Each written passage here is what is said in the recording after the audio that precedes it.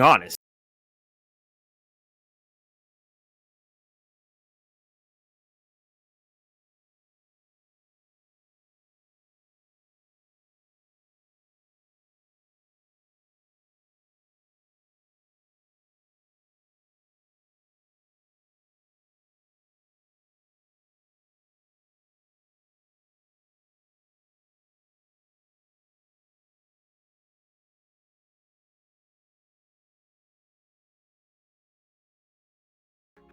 What's going on, guys? I'm of course Meza, and I am here with my co-host Sin.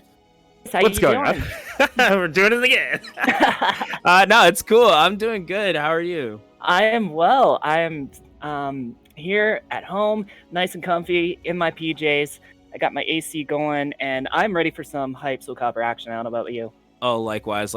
And of course, we're going to be having a 5v5 tournament where we're going to be having Luminary versus Rowdy Fighters. Do keep in mind, this is going to be a round robin. So you're going to get to see a lot of action. You're going to get to see some interesting, cool moments that you probably wouldn't get to see in a normal tournament where people just kind of go head to head and you just kind of hope that your favorite player gets to be there at the top. So we're going to get a lot more going on.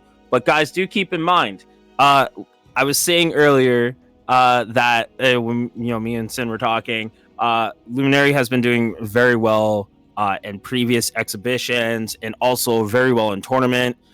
They have some of the top players in Soul Calibur right now that are doing massive work for them, as well as they had Crywolf before coming off of an exhibition match, 10-0ing a whole team. Like they didn't even get to play, so it's kind of really important, but Wolf's not going to be playing today. So they did in the process pick up Sly Tiger right after that exhibition, and we're going to have to see how Sly Tiger kind of pulls together the team, as well as Nelly, who was playing really well in her previous challengers match for the for the women's online challengers match. But keep in mind, the biggest thing that we have to look forward to is Rowdy Fighters. They kind of don't have too much information that's revealed and let out there. We do know that Nori is kind of like their main Ivy player, so people kind of been ranting about that a little bit. So I don't know. What do you think, Sen?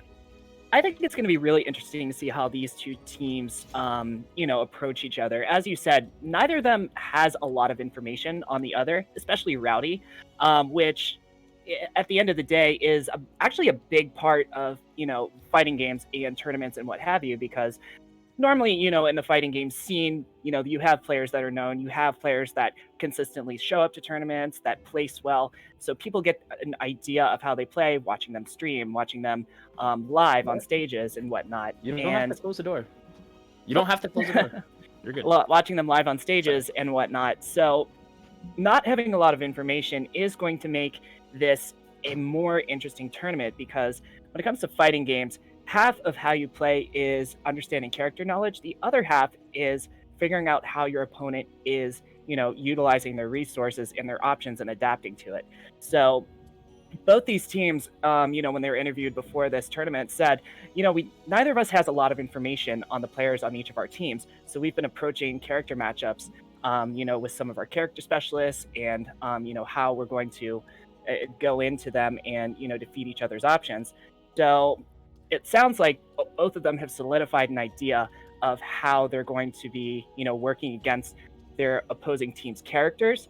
But it's going to be interesting to see how they adapt to the opposing team's play styles and whatnot, because anything can happen, So I think we're going to see a lot of different situational stuff. I think we're going to see a lot of gimmicking, and I think the team that ends up adapting the